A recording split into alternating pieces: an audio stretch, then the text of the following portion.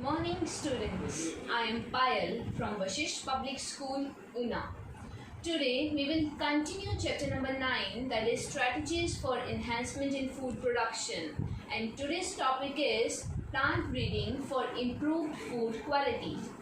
अब तुम लोगों को पता है कि मोर देन 840 मिलियन पीपल की फूड की रिक्वायरमेंट्स पूरी नहीं हो पा रही, या हम कहें more than 840 million peoples do not have adequate amount of food, so they are suffering from malnutrition and many other problems.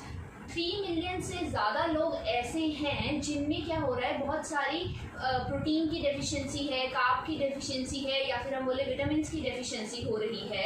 क्योंकि वो अपनी फूड की रिक्वायरमेंट को पूरा नहीं कर पा रहे हैं. जैसे जैसे पॉपुलेशन तुम देख रहे हो कि बढ़ रही है, फूड की रिक्वायरमेंट उतनी ही ज़्यादा साथ के साथ बढ़ रही है, लेकिन इतनी सप्लाई या इतनी हम क्रॉपिंग नहीं कर पा रहे कि लोगों की फूड की डिमांड को हम मैच कर सकें. तो इसके लिए, इसकी वजह से लोगों में क्या हो रहा है, बहुत सारी प्रॉब्लम्स आ रही है. जैसे कि उनकी मेंटल एबिलिटीज रिड्यूस हो रही है, बहुत सारे उनको डिसीज लग रहे हैं, इवन की डेथ की प्रॉब्लम भी आ रही है. कुछ लोगों में भूख की वजह से, हंगर की वजह से they are suffering from many problem. तो इसी को कम करने के लिए हमारी प्लांट ब्रीडिंग टेक्निक ने एक न्यू टेक्निक डेवलप की है जिसका नाम है बायोफोर्टिफिकेशन. बायोफोर्टिफिकेशन क्या है? एक ऐसी ब्रीडिंग टेक्निक है जिसमें हम क्या कर सकते हैं, क्रॉप की वेराइटीज़ में प्रोटीन की मात्रा, विटामिन की मात्रा, या फिर एनी अदर हम जो फैट्स या फिर हमारे कार्बोहाइड्रेट्स की कमी जो आ रही है उसको हम पूरा करें. तो उसके लिए बहुत सारे हमारी ये टेक्निक अप्लाई की गई है बायोफोर्टिफिकेशन. इसका ऑब्जेक्टिव क्या है? What is the objective of biofortification? To meet the protein quality and content. Protein के कंटेंट हम जितना चाहते हैं उतना हम मीट कर पाएँ, हमारा ऑयल का कंटेंट हम पूरा कर पाएँ, हमारे विटामिन की जो कमी आ रही है उसको हम कम कर पाएँ. तो ये सारी कुछ चीज़ें हैं जो कि बायोफोर्टिफिकेशन के ऑब्जेक्टिव है, जो कि वो करना चाह रहे हैं. और बहुत सारे हमारे क्रॉप्स में, जैसे मेज में या फिर पल्सेस में हम बात करें, उनमें बहुत सारे प्रोटीन और अदर चीज़ों की कमी को पूरा करने की कोशिश की गई है through this technique. So let's discuss biofortification. Plant breeding for improved food quality. इसके लिए एक टेक्निक आई है बायोफोर्टिफिकेशन. बायोफोर्टिफिकेशन क्या है? Breeding crops with higher level of vitamins and minerals और higher proteins and healthier fats. हमने क्या करना है, क्रॉप्स को ऐसी ब्रीडिंग करनी है क्रॉप्स की कि उनमें हायर लेवल विटामिन का हो, मिनरल का हो, प्रोटीन का हो और हमारे हेल्थियर फैट्स उसमें हो. तो breeding for improve nutritional qualities undertaken with some objective. कुछ ऑब्जेक्टिव्स है कि हम ये ब्रीडिंग क्यों कर रहे हैं. वो ऑब्जेक्टिव्स हमारे क्या हैं? हम चाहते हैं कि प्रोटीन का कंटेंट एंड क्वालिटी जो है हमारी बढ़ सके, ऑयल का कंटेंट एंड क्वालिटी हमारी इंक्रीज हो सके, विटामिन का कंटेंट हमारा इंक्रीज हो, micro nutrient and mineral content जो है हमारा इंक्रीज हो. ये इसलिए है, ये सारे ऑब्जेक्टिव को सोचकर ही हम ब्रीडिंग क्रॉप करते हैं ताकि हमें अच्छी क्वालिटी की क्रॉप मिल सके. तो 2000 में क्या हुआ था, मेज के हाइब्रिड्स बनाए गए थे जिनके अंदर ट्वाइस अमाउंट था अमाइनो एसिड्स का. कौन कौन से amino acid? Lysine and tryptophan. You have to learn these examples कि 2000 में क्या हुआ. हमने मेज जो उस टाइम पर आ रही थी, उस मेज के हमने हाइब्रिड्स बनाए और हाइब्रिड बनाकर हमारी मेज बनकर आई जिसमें अमाइनो एसिड का कंटेंट, मीन्स अमाइनो एसिड ज़्यादा है तो प्रोटीन्स का कंटेंट ज़्यादा होगा. कौन से amino acid? Lysine and tryptophan का कंटेंट डबल था as compared to the existing मेज. इसके अलावा वीट की वैरायटी जिसका नाम है वीट वैरायटी एटलस 66. एटलस 66 में भी हाई प्रोटीन कंटेंट था एज़ कम्पेयर टू जो उस टाइम पर हमारी वीट वैरायटी कल्टीवेट की जा रही थी. और उसके बाद हमारी ये भी पॉसिबल हो पाया कि हम आयरन फोर्टिफाइड राइस भी बना सकें, और ये ऐसे राइस थे जिसमें 5 टाइम मच आयरन था as compared to the rice that were available at that time. So हमारे Indian Agriculture Research Institute New Delhi IARI ने भी क्या किया, बहुत सारी वेजिटेबल क्रॉप्स रिलीज़ की जिसके अंदर बहुत सारे हमारे विटामिन एंड मिनरल्स प्रेजेंट थे. एग्जाम्पल के लिए vitamin A enriched carrot, spinach, pumpkin, vitamin C enriched bitter gourd, mustard, tomato, ये कुछ हमारी वेजिटेबल क्रॉप्स थी जो हमारे IARI इंस्टीट्यूट न्यू दिल्ली में डेवलप की गई, और इनमें तुमने देखा किस तरह से विटामिन मिनरल के कंटेंट हमारे इंक्रीज हुए। So this was about biofortification, जिससे हमने क्या किया कि हमारी ऐसी ब्रीडिंग क्रॉप्स बनाई जिसमें हायर कंटेंट हमारे विटामिन, मिनरल और प्रोटीन फैट्स का होता है। नेक्स्ट टॉपिक है हमारा single cell protein. Single cell protein हमारी एक ऐसी टेक्निक है जिसमें हमने क्या करना है, ह्यूमन और एनिमल्स के लिए हमने हायर कंटेंट के प्रोटीन्स वाली क्रॉपिंग करनी है जिसमें हायर प्रोटीन कंटेंट होगा, और हमारी क्रॉप्स हमने ऐसी डेवलप करनी है फ्रॉम माइक्रोब्स, फंजाई, इन सभी से हमने ये ऑब्टेन करनी है। जो हमारे कन्वेंशनल एग्रीकल्चर प्रोडक्शन थी, सीरियल्स की, पल्सेस की, वेजिटेबल फ्रूट्स की, उनसे हम फूड की डिमांड को नहीं मीट कर पा रहे थे। हम उतनी डिमांड फूड की हम नहीं कर पा रहे थे जितनी हमें ज़रूरत थी, और इसीलिए हम चाहते थे कि हमारा एक ऐसी टेक्निक आए जिससे हम लोगों की इन फूड की डिमांड को पूरा कर सके। ग्रेन से लोग मीट की तरफ, मीट डाइट की तरफ शिफ्ट होने लगे, इससे हमारे सीरियल्स की डिमांड और बढ़ने लगी। हमें 3 से 10 किलो ग्रेन की ज़रूरत पड़ती थी ताकि हम 1 kg ऑफ मीट बना सके। तो बहुत सारी ह्यूमन पॉपुलेशन ऐसी थी जो हमारी सफ़र कर रही थी हंगर से एंड माल न्यूट्रिशन से। तो एक ऑल्टरनेट सोर्स हमारी आई उनकी इस कमी को, प्रोटीन की कमी को पूरा करने के लिए, that was single cell protein. It is alternate source of proteins for animal and human nutrition. Animal और ह्यूमन न्यूट्रिशन के लिए एक ऑल्टरनेट सोर्स है। अब हमने क्या किया, माइक्रोब्स को हमने इंडस्ट्रियल स्केल पर ग्रो करना स्टार्ट किया। ये क्योंकि एक गुड सोर्स है हमारे प्रोटीन की ये गुड सोर्स है माइक्रोब, इसके लिए इनको इंडस्ट्रियल स्केल्स पर ग्रो करना स्टार्ट कर दिया। इसके अलावा ब्लू ग्रेन एल्गे जिसका नाम है स्पाइरुलिना, उसको भी हम वेस्ट वाटर, पोटैटो का हमारा चाहे वेस्ट वाटर हो, हमारे प्रोसेसिंग प्लांट्स पे वेस्ट वाटर आता है, या फिर एनिमल मैन्यूर के ऊपर, इवन की सीवेज के ऊपर भी हम लार्ज क्वांटिटी में स्पाइरुलिना नाम के प्रोटीन को हम ग्रो कर सकते हैं। ये स्पाइरुलिना जो था हमारा एक ब्लू ग्रीन एल्गे है जो कि रिच सोर्स है प्रोटीन में, मिनरल्स में, फैट्स में, कार्बोहाइड्रेट्स में एंड विटामिन्स में। तो इनको हम ऐसे इन्वायरमेंट में भी ग्रो कर सकते हैं। तो spirulina is a source of single cell protein जिससे हम हाई प्रोटीन मिनरल वाली हमारी वेजिटेबल्स हम ग्रो कर सकते हैं।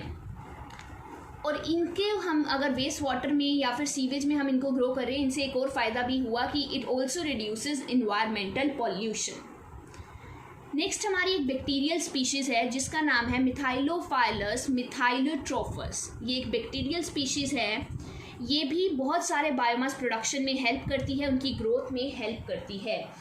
ये 25 टन्स ऑफ प्रोटीन्स हमारे प्रोड्यूस कर सकती है।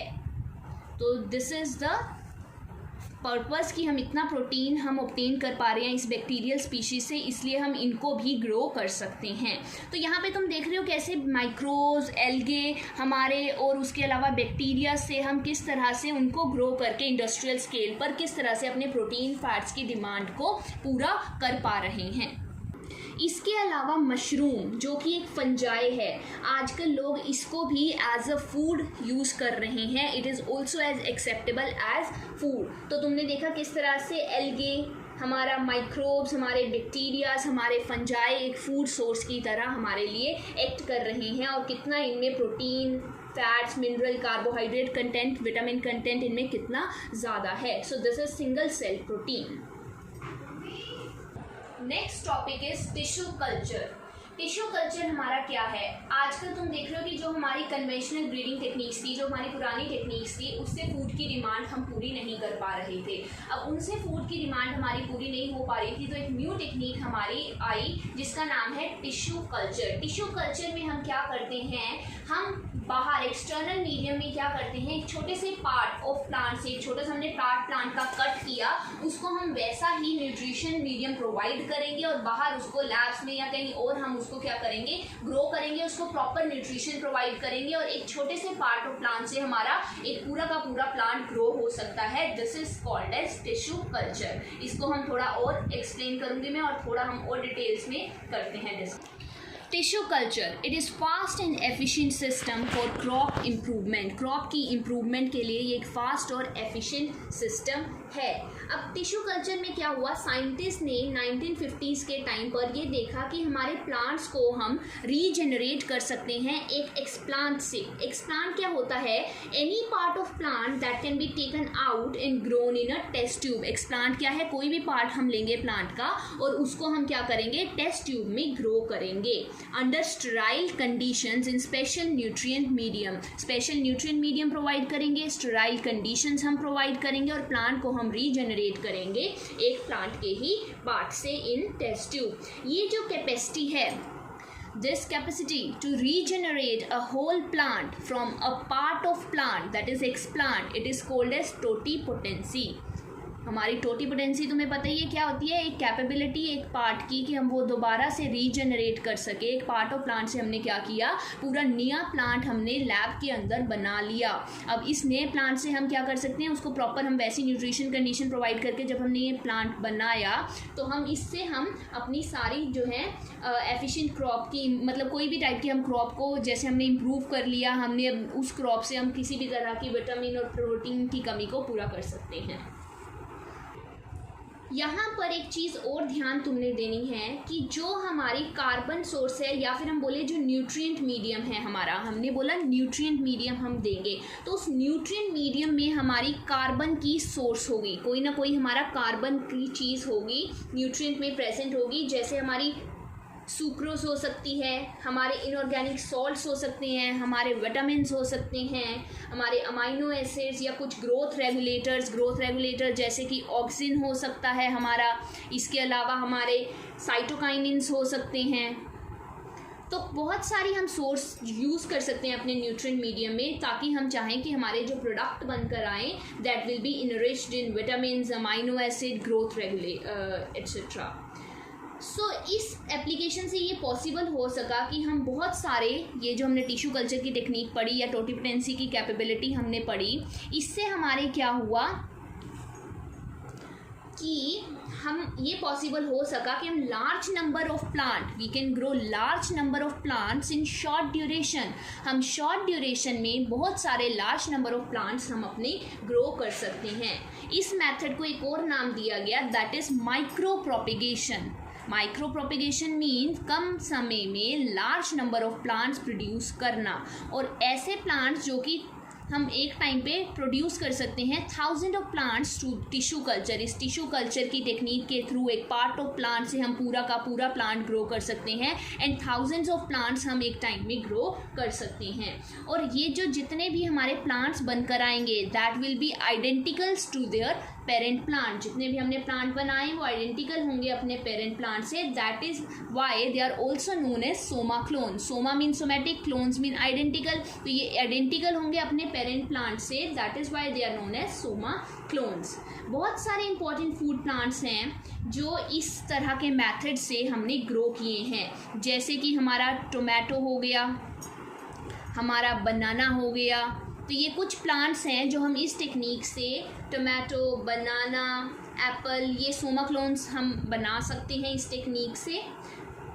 तो ये एक तो हमने यूज़ पढ़ लिया इस टेक्निक का कि टिश्यू कल्चर से कैसे हमने एक्स प्लांट से न्यू प्लांट बनाया। इसका एक अनदर यूज़ भी है या अनदर एप्लीकेशन भी है। वो क्या एप्लीकेशन है कि हम रिकवरी कर सकते हैं हेल्दी प्लांट्स की from disease plant. We can recover healthy plants from disease plants. इसमें हम क्या करते हैं कि अगर कोई प्लांट जो है वायरस से सपोज इन्फेक्ट हो गया, plant that is infected from virus, तो हम क्या करेंगे, हम उस प्लांट की मेरिस्टेम एपिकल भी हो सकती है, एक्सिलरी भी हो सकती है, मेरिस्टेम उसकी फ्री ऑफ वायरस होगी।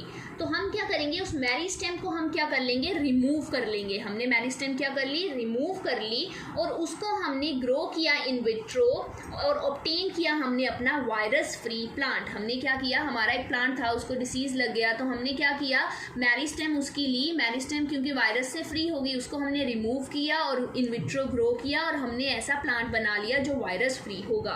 एग्जांपल हम बनाना की कर सकते हैं, ऐसे शुगर केन की कर सकते हैं, पोटैटो की कर सकते हैं। So this was also a second application of tissue culture. इसके अलावा साइंटिस्ट ने और भी एक चीज़ की है, that is somatic hybridization. Somatic hybridization क्या है, हमारे साइंटिस्ट ने क्या किया, प्लांट से सिंगल सेल्स उनके ऑब्टेन किए, प्लांट्स के उनके सिंगल सेल ऑब्टेन किए और उनकी सेल वॉल को उन्होंने डाइजेस्ट कर दिया। जैसे ये एक सेल था, इस सेल की सेल वॉल को उन्होंने डाइजेस्ट कर दिया। अब डाइजेस्ट करके ये जो खाली पार्ट उसका रह गया, this is known as protoplast. इसको हम क्या बोल देते हैं, उसका protoplast. Cell wall is digested, तो बीच वाला जो सारा पार्ट रह गया that is known as protoplast. तो एक सेल का भी ऐसे किया, सपोज दूसरे सेल की भी सेल वॉल उन्होंने वो कर दी, हमारी हटा दी, डाइजेस्ट कर दी। तो ये जो दोनों प्रोटोप्लाज्म बचे, इन प्रोटोप्लाज्म को उन्होंने क्या किया, डिफरेंट प्लांट के प्रोटोप्लाज्म को उन्होंने फ्यूज कर दिया, आपस में क्या किया, उन्होंने फ्यूज कर लिया।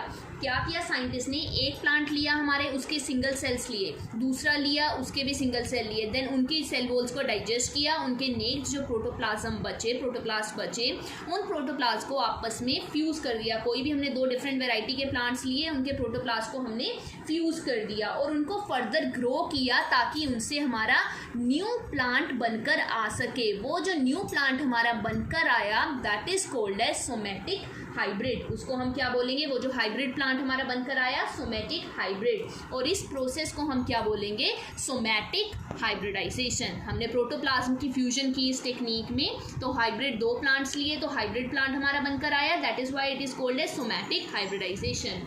एग्जाम्पल के लिए अगर हम पोटैटो के प्रोटोप्लाज्म को लें और टोमेटो के प्रोटोप्लाज्म को लें और दोनों के एक कंबाइंड कैरेक्टरिस्टिक एक न्यू प्लांट में हम बनाकर आए, उनको फ्यूज करें, तो हमारा जो न्यू प्लांट बनकर आता है दैट इज पोमैटो। उसको हम क्या बोलते हैं, पोमैटो। बट अनफॉर्चुनेटली ये जो प्लांट है इसके पास डिजायर्ड कॉम्बिनेशन के हमारे नहीं कैरेक्टर्स आ सके, इसलिए इट इज़ कमर्शली यूटिलाइज नहीं इसको हम कर पाए, प्रॉपरली हम इसका यूज़ नहीं हो पाया क्योंकि ये प्रॉपर कॉम्बिनेशन के कैरेक्टर्स नहीं ला पाया। लेकिन इसके अलावा बहुत से और डिफरेंट प्लांट्स हैं जिनको हम इस तरह से सोमेटिक हाइब्रिडाइजेशन करके हम उसके सोमेटिक प्रोटोप्लाज्म बना सकते हैं। This technique is called as somatic hybridisation.